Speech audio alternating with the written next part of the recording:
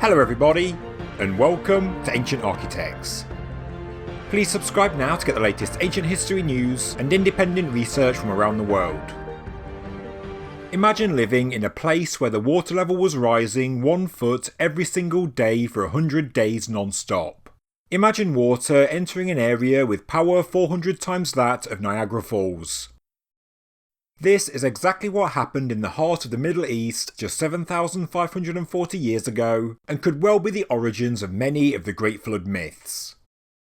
As many of you will know, such myths are found in many cultures around the world, and many people share the belief that one global event was the cause of so many different flood myths, from various cultures separated by space and time, especially when we know that global sea level has risen since the end of the last glacial maximum, sometimes gradually and sometimes more rapidly, such as at the end of the Younger Dryas period some 11,700 years ago.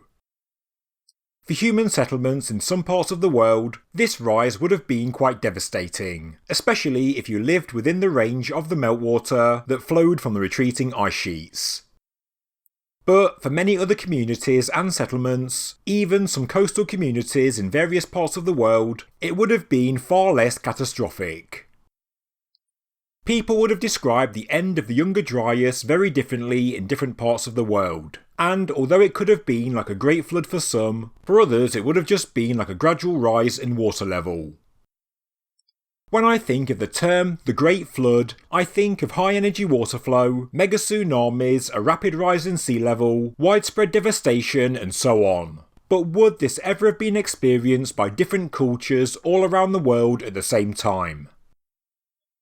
The end of the Younger Dryas may well explain the flood myths of the native North Americans, because the vast amounts of meltwater from retreating ice could certainly be described as a great flood. But would this really be the same event behind the biblical Great Flood, the flood myths of Mesopotamia, ancient Egypt, India, China and so on? In truth, it really is quite unlikely. What you don't often hear from people that push the global flood myth is that at the end of the Younger Dryas the sea level rise was substantial, but it wasn't like a tsunami rushing over the entire world. It wasn't like a biblical Great Flood. This rise is known as Meltwater Pulse 1b, and estimates say that global sea level rose by 43 feet in 300 years, which is around 40 millimeters every year from about 11,500 to 11,200 years ago. From then on and up to 8,800 years ago, the peak rate of rise was up to 25mm per year. These numbers are substantial, but the experience wouldn't have been like a great flood across the world. As stated, yes, some areas would have felt the effects far worse than others, but no scientist believes that the warming of the planet at the end of the Younger Dryas can be described as a worldwide biblical great flood. But it is this gradual rise in sea level since the end of the Younger Dryas that led to a tipping point in the Black Sea region 7,540 years ago, something I'll explain later in the video. Meltwater Pulse 1b wasn't even the largest rise in sea level after the last glacial maximum. This was Meltwater Pulse 1a, which occurred before the Younger Dryas between 13,500 and 14,700 years ago, during the Bolling-Alarod climate period. At this time, global sea level rose by 52 to 82 feet in 400 to 500 years, which is roughly 40 to 60 millimeters per year. Again, the onset of such events may have been like a devastating flood in some parts of the world, those in the vicinity of the glacial meltwater runoff, those living in and around the swelling river valleys, but for other parts of the world, it would have felt more like a gradual rise. The Great Flood events in ancient myths around the world do sound more cataclysmic, like natural disasters, and that brings us to the beginning of the Younger Dryas, something which many believes coincides with a series of impact events or cosmic airbursts that come from a fragmented comet. So, if this actually did happen, and the evidence, although convincing, is still not conclusive, could the events at the beginning of the Younger Dryas have led to a global Great Flood? Again, the evidence says no. As data shows, there wasn't even a severe strong pulse of meltwater into the oceans at the beginning of the Younger Dryas. there was no significant rapid melting of ice that could have caused a series of global flood myths.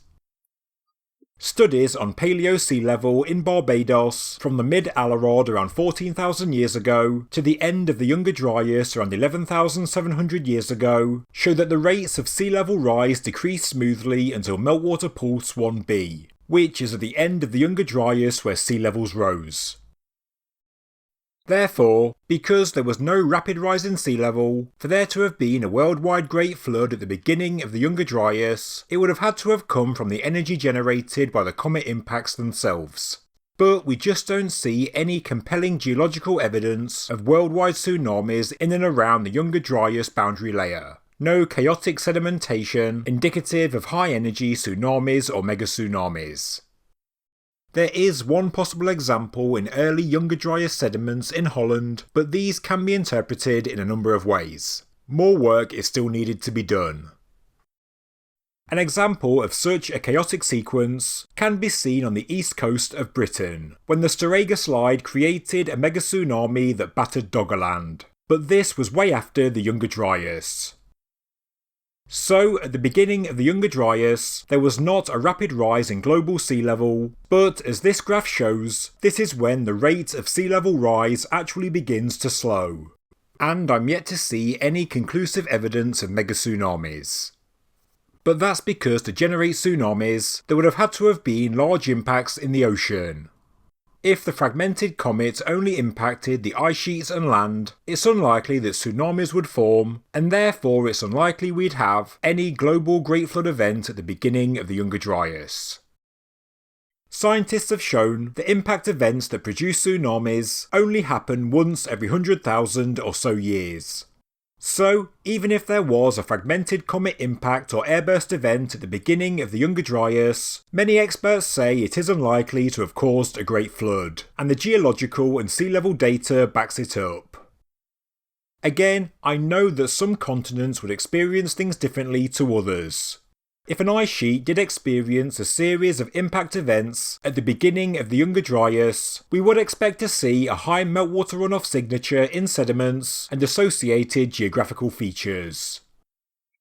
All I'm saying is that data and strata suggests it did not lead to some kind of global Great Flood. A localised flood around impact sites perhaps, but a global flood not likely. So, in my opinion and for what it's worth, I don't think there was ever any kind of global Great Flood. At least not in the last 15,000 years. The type that makes us think of cataclysmic tsunamis, a rapid rise in global sea level, and the devastation of human settlements affecting every corner of the globe, and leading to the creation of Great Flood myths being written by indigenous cultures.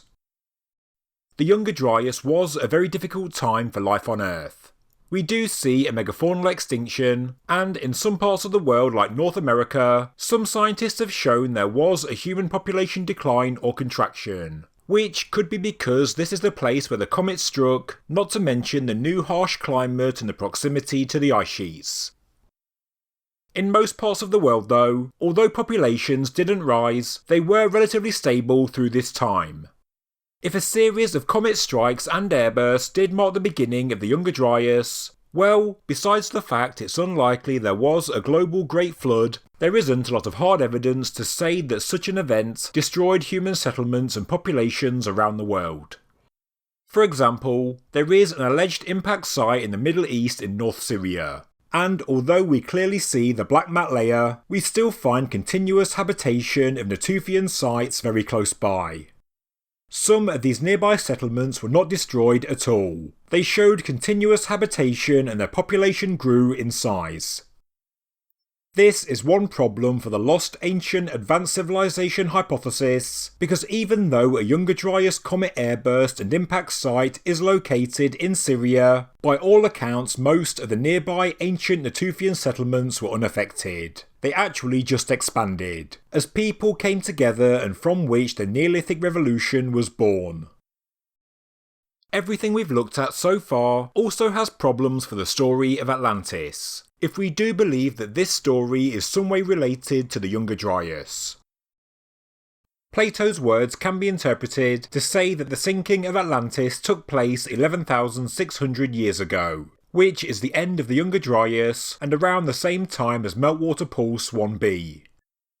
Many people think it's great that these two events marry up, but it does actually limit where exactly Atlantis can be.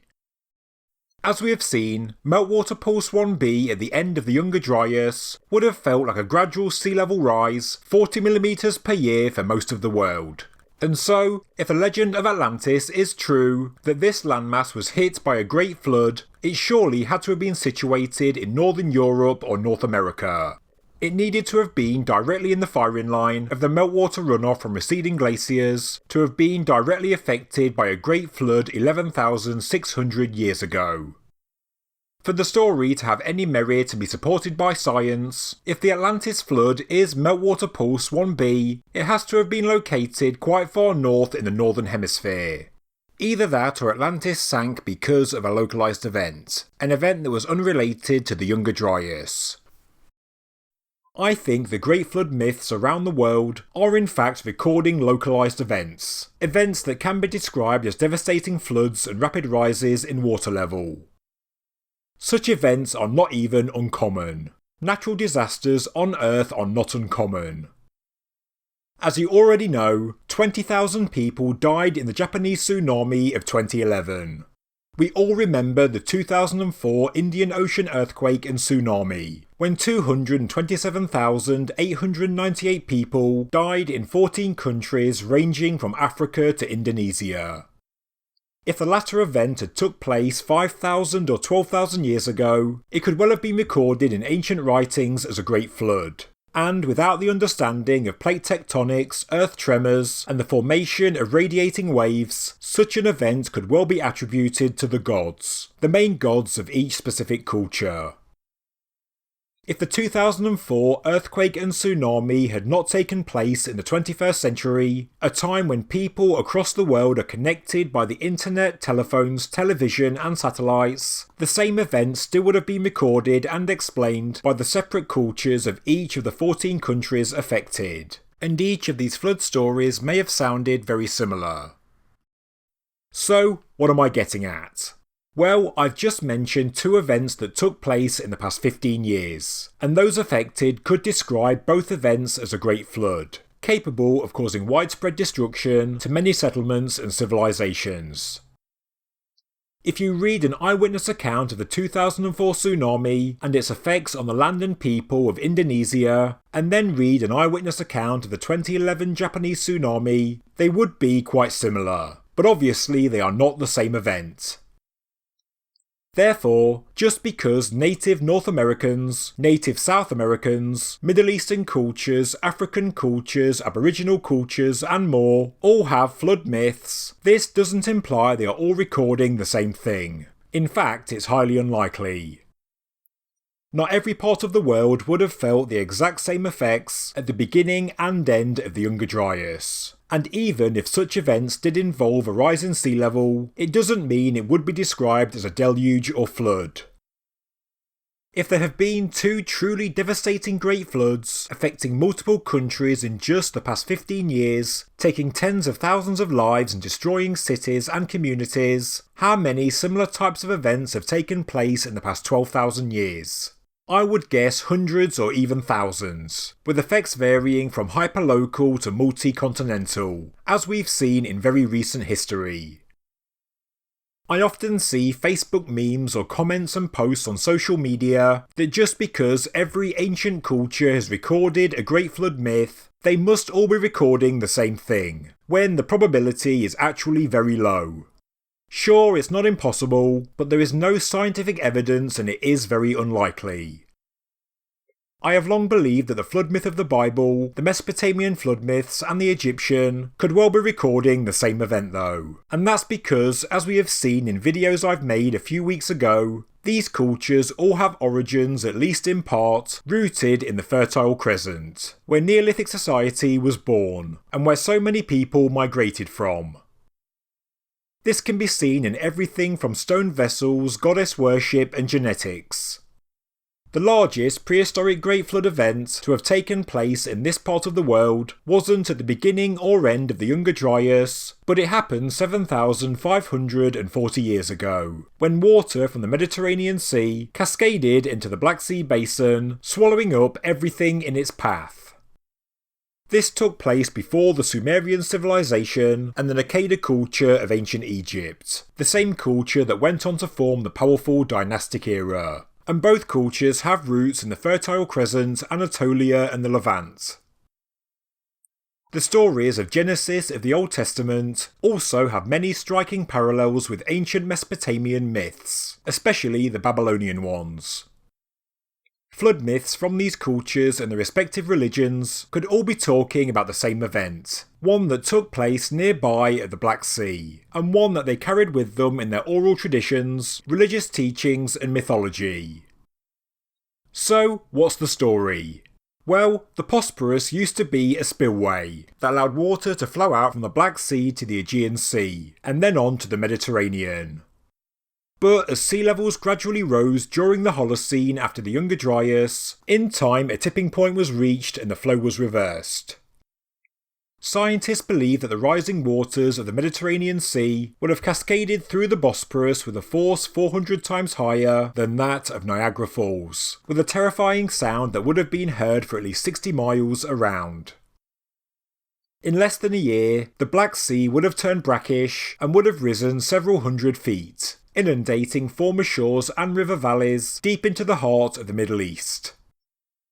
The relentless waters encroached on land at a rate of half a mile to a mile per day, soon submerging 60,000 square miles of land, expanding the size of the Black Sea by 30%.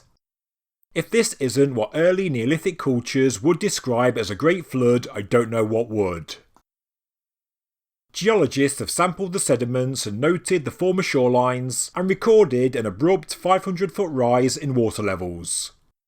Organisms changed from freshwater to marine, and radiocarbon dating puts the event at around 5500 BC. Dr. William Ryan and Dr. Walter Pittman speculate that this great flood drove people from their land, and the displaced people may have headed west, east and south, and could even be responsible for the spread of Neolithic life into Europe. They speculate that this flood is also the reason for the advances in agriculture and irrigation in Anatolia and Mesopotamia. It could even explain the spread of Neolithic life into Egypt. Displaced people needed to go somewhere. So, I think it is reasonable to assume the Black Sea deluge did leave enduring memories on populations in the region, those based in and around the Black Sea and along the rivers that connect to it. Did this inspire the Great Flood in the Babylonian epic of Gilgamesh? Is it also the origin of the Noah's Ark story in Genesis? Many scholars do believe that these two stories have the same origin, and could therefore be based on one real historic event. Of course, the idea is a bit of a stretch, and it would require detailed dissection of these regional flood myth stories to find links to real scientific findings, which may not even be possible if the history behind the myth is embellished and based on an even older oral tradition. It's also possible that the Great Flood story of the Bible and its Mesopotamian equivalents relate to some other localised event, such as known local flood events in Mesopotamia, one of which centres on the ancient city of Shuruppak. I made a video on this subject in 2020, and I've linked it below in the description. There could have also been a flood event on the plain where we find the ancient city of Haran, located in modern-day Turkey, which, as we know, has ties to the Old Testament stories. So, what I'm trying to highlight in this video is that there is no reason to believe that, for example, the Inca myth of Viracocha sending a great flood and the Genesis equivalent with God sending a great flood are in fact describing the same historical event. In fact, it's very unlikely. The Viracocha flood myth is called Uno Pacuti, and it describes the destruction of people around Lake Titicaca, saving only 2 to bring civilization to the rest of the world. This is therefore likely related to a localised historic flood event concerning Lake Titicaca specifically. The ancient Tiwanaku civilization, home of Viracocha worship before the Inca, is also located on the banks of Lake Titicaca. After the fall of Tiwanaku, the myth travelled north with migrating people who went on to form, at least in part, the Inca Empire. An example of how Great Flood myths can spread geographically with migrating people. As stated earlier in the video, some flood myths, especially those of native North America, may be referring to the events at the end of the Younger Dryas period, known as Meltwater Pulse 1b, but others, like those of the Middle East and South America, could well be referring to more localised events. All the events can be called Great Floods, as that is exactly how they're experienced. The 2004 earthquake and tsunami is also a Great Flood. Without a scientific understanding of climatology and plate tectonics, all such events could well be associated with the wrath of powerful gods. Correlation can but doesn't always have to imply the same causation, which I think is an important lesson in the study of ancient history, and something we should all bear in mind. It is a nice idea believing in a global flood that was caused by a comet impact, but we do have to look at the science and stay objective. This video is my opinion. People may correct me on a few things or show me data that calls things into question, and that's absolutely fine. I'm here to learn and share my opinion, and it's my opinion right now that since the end of the last glacial maximum, it's highly unlikely that a global flood ever happened, and certainly not in the way we're led to believe. Just because something is popular and widely believed, whether mainstream or alternative, doesn't mean it's right. I always try and keep an open mind and always question the seemingly robust ideas. That's the only way I can find the truth. Thank you very much for watching this episode of Ancient Architects. If you enjoyed the video, please subscribe to the channel, please like the video, and please leave a comment below. Thank you very much.